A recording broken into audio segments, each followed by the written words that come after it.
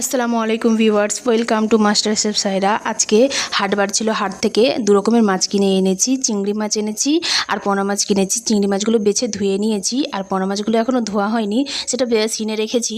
আর chop কিনেছি মুড়ি দিয়ে খাওয়ার জন্য। চপটা ঠান্ডা হয়ে যাবে, তাই খেয়ে নিই। এখানে মাছ রাখা আছে, মাছটা ধোয়া হয়নি, মাছটা ধুইব এবার।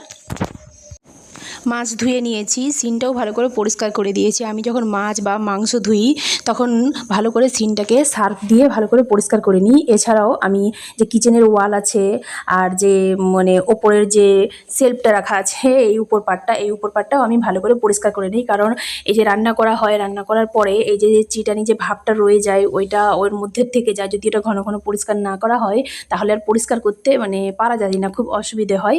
সেই জন্য আমি চেষ্টা করি সবসময় রান্নার শেষে ক্লিনিং করে নেয়, বেশিরভাগটাই ক্লিন করে নিয়েছি। চলুন, চপটা ঠান্ডা হয়ে যাচ্ছে, মুড়িটা খেয়ে নিই।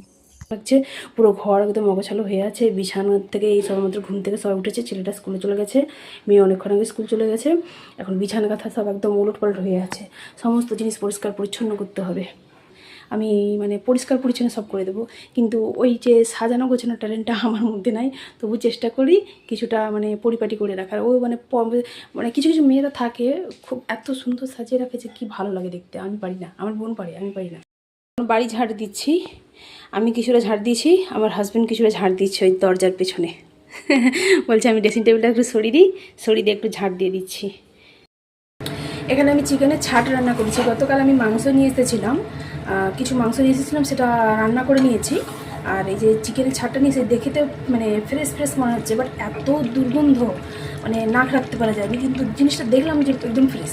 তো সেটাকে একদম বিনা পানি না দিয়ে এটা কষিয়ে কষিয়ে রান্না করেছি। তার গন্ধটা 95% চলে গেছে, একটু হালকা হালকা রয়ে গেছে, বাট খাওয়ার সময় কোনো কিছু বোঝা যাচ্ছে না। তো রান্না হয়ে গেছে। আর এদিকে ডালটাও সিদ্ধ হয়ে গেছে। আম ডাল রান্না করছি, টক ডাল করবো।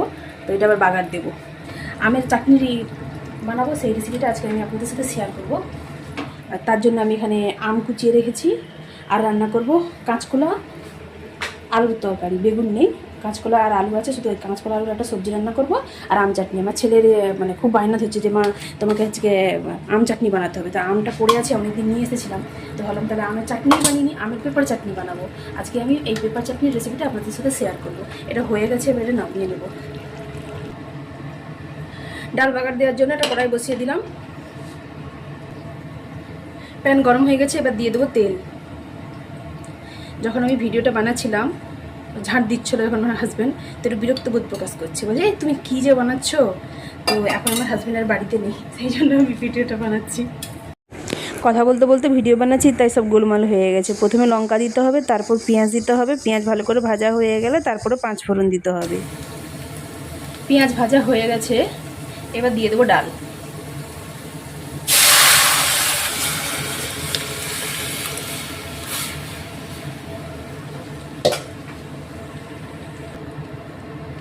ডাল ফুটে গেছে, ডালের নুনটা টেস্ট করে ডালটা নামিয়ে নেব। ডালের নুন ঠিক আছে নাকি সেটা টেস্ট করে নিলাম। ডালের নুন ঠিক আছে, এবার ডালটা নামিয়ে নেব। কলার তরকারি রান্না করার জন্য আমি একটা প্যান বসিয়ে দিয়েছি, গরম হয়ে গেছে। এবার দিয়ে দিচ্ছি তেল।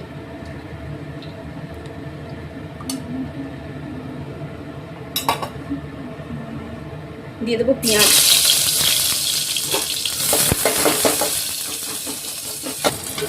পেঁয়াজ ভাজা হয়ে গেছে, এবার দিয়ে দেবো কলা। কলা আলু একসাথে রেখেছিলাম, সেটা দিয়ে দিচ্ছি।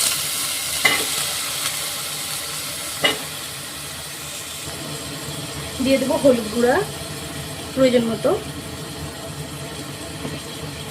লঙ্কার গুঁড়ো যে যেরকম ঝাল খায় সেই রকম, দিয়ে দেবো নুন। এবার সবগুলোকে ভালো করে কষিয়ে দেবো।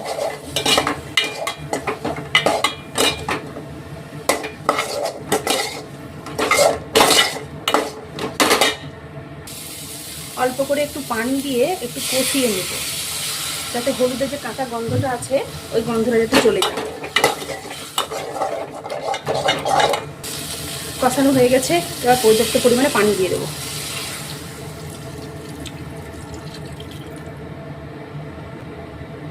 সরিষা বাটা দিয়ে ভালো করে নেড়ে একটা ঢাকনা দিয়ে ঢেকে দেবো।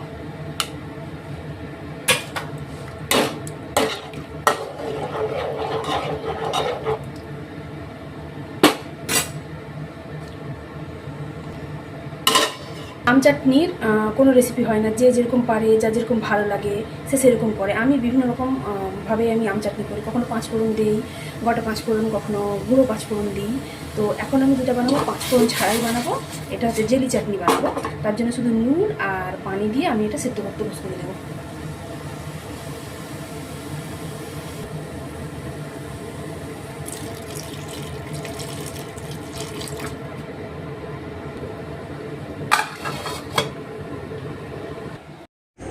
দুই দিকে রান্না হচ্ছে, রান্না হতে থাক। আমার যে বাড়ির কাজগুলো বাকি আছে আমি সেই কাজগুলো এই ফাঁকে সেরে নিই। মেয়েটা স্কুলে চলে গেছে। মেয়ে যখন বাড়িতে থাকে সে অনেক কাজ করে দেয়। আমার ব্যাক পেন হয়, যে কারণে আমাকে ডাক্তারবাবু সব ডাক্তারবাবু আমাকে বারণ করেছে যে নুয়ে নিয়ে কোনো কাজ করা যাবে না, জামাকাপড় কাচা যাবে না, জামাকাপড় ধোয়া যাবে না, ভারী জিনিস তোলা যাবে না। কিন্তু যখন মেয়ে থাকবে না তখন কাকে করতে হবে? আমাকেই করতে হয়। তো আজকে দুটো জামাকাপড় একটু ধুয়েছি হাত দিয়ে, ওই চটকি ধুয়েছি। আর কোমর ব্যথা শুরু হয়ে গেছে। হাজব্যান্ডকে বললে হাজব্যান্ড বকাবকি করে, বলে তুমি সব কাজ করতেই আছো, কেন করছো? রাখো না। কিন্তু রাখলে কি আর হবে? আমাকে তো করতে হবে। তো জামা কাপড়গুলো ধুয়ে কলের মাথায়, ট্যাবের মাথায় রেখে দিয়েছি। এবার ওটা মিলতে যাব। আগে গাটা ধুয়ে নেবো, তারপর মিলতে যাব।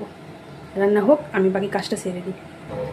আম সিদ্ধ হয়ে গেছে, এর ফাঁকে আমার গোসল করা হয়ে গেছে। এবার জামা কাপড় মিলতে যাবো। জামা কাপড় মিলে এসে ঘরটা মুছে নেবো। আমার এখন মনে পড়ছে যে বাড়িতে চিনি নাই, চিনি শেষ হয়ে গেছে। তো এই অবস্থায় আমি রেখে দিচ্ছি, পরে চিনি নিয়ে এসে চাটনিটা বানাবো। কলার রান্নাটা হয়ে গেছে, নুনটা টেস্ট করে নামিয়ে নেব। নুন ঠিক আছে, তরকারি হয়ে গেছে, এবার বন্ধ করে দেবো। ইনি হলেন আমাদের ক্যাটি মহাশয়, খাবার চাইছে মাও করে। আজকে তো কিছুই নাই, যা চলে যা।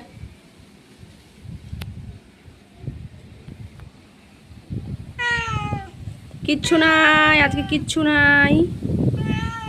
এখানে একটা আম ঝুলছে, দেখাচ্ছি ঠিক এই জায়গাটা।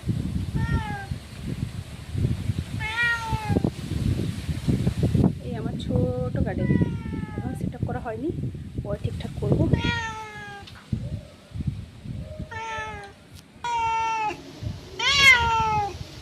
বিস্কিট নেই, বিস্কিট শেষ হয়ে গেছে।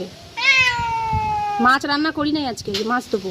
নাই পালিয়ে যা, চলে যা, নেই, যা চলে যা। পাখিগুলোর দিকে নজর দিতে হয় যে কোনো পাখি অসুস্থ হচ্ছে নাকি। যদি অসুস্থ হয় তাহলে তার সেরকম ট্রিটমেন্ট করা হয়। আমার একসময় অনেক পাখি ছিল, এখন আর বেশি রাখিনি। যেটাতে খরচ কম এবং যেটা খুব ইজিভাবে আমি করতে পারি, আমি সেটাই করছি এখন। দেখা যাচ্ছে না ঠিকঠাক।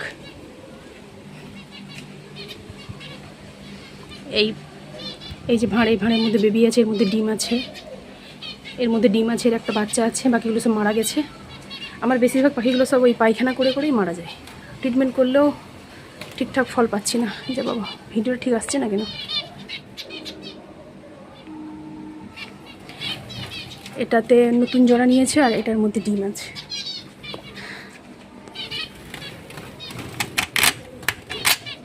খুলে দেখাচ্ছি। উই বাবা, যা উড়ছে ভয়ে, মানে তো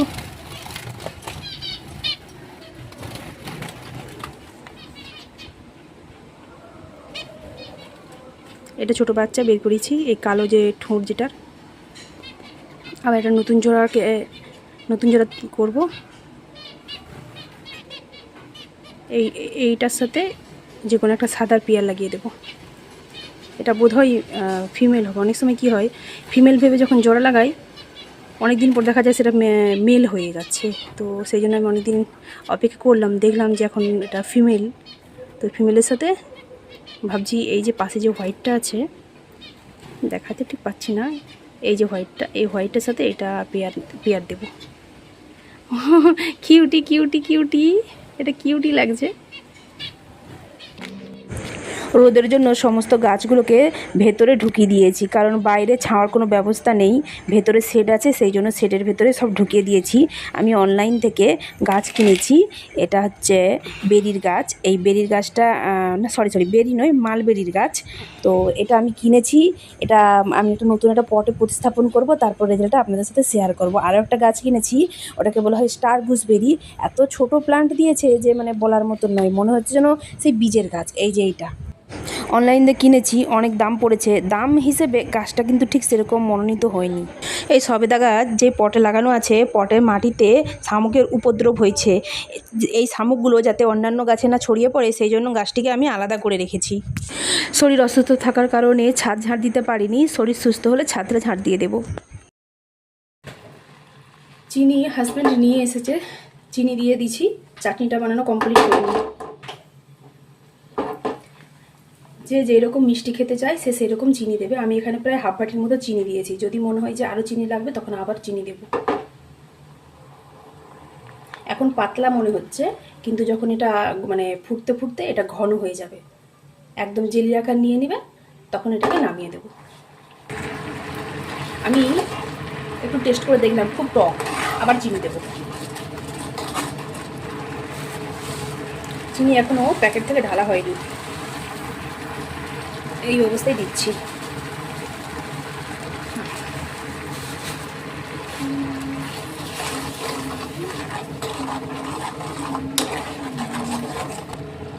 আমি আবারও টেস্ট করেছিলাম, খুব টক লাগছে, সেই জন্য আমি আবারও চিনি দিয়েছি।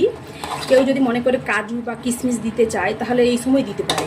কাজু কিশমিশ দিলে এটাকে কিন্তু একটু পাতলা বানাইতে হবে চাটনিটা, তবে ভালো লাগবে। যদি এরকম ঘন হয়ে যায় কিন্তু এত ঘন ভালো লাগবে না। কাজু কিশমিশ দিলে একটু পাতলা বানাইতে হবে। আমি যেহেতু কাজু কিশমিশ দিচ্ছি না আর জেলি চাটনি বানাচ্ছি, সেই জন্য আমাকে আরও একটু ঘন করে নিতে হবে। চাটনি বানানো হয়ে গেছে। যেহেতু চাটনি বানাতে বানাতে ভাত বাড়ছিলাম, তাই একটু নিচে বসে গেছে, এই জন্য একটু কালারটা লালচে লালচে হয়ে গেছে। আজকের ব্লগটি কেমন লাগলো তা কমেন্ট করে জানাবেন। আর ভালো লেগে থাকলে আমার চ্যানেলটিকে সাবস্ক্রাইব করে লাইক দিয়ে পাশে থাকবেন। আবার দেখা হবে অন্য কোনো দিন অন্য কোনো ভিডিও নিয়ে। ততদিন পর্যন্ত ভালো থাকবেন, সুস্থ থাকবেন। আসসালামু আলাইকুম।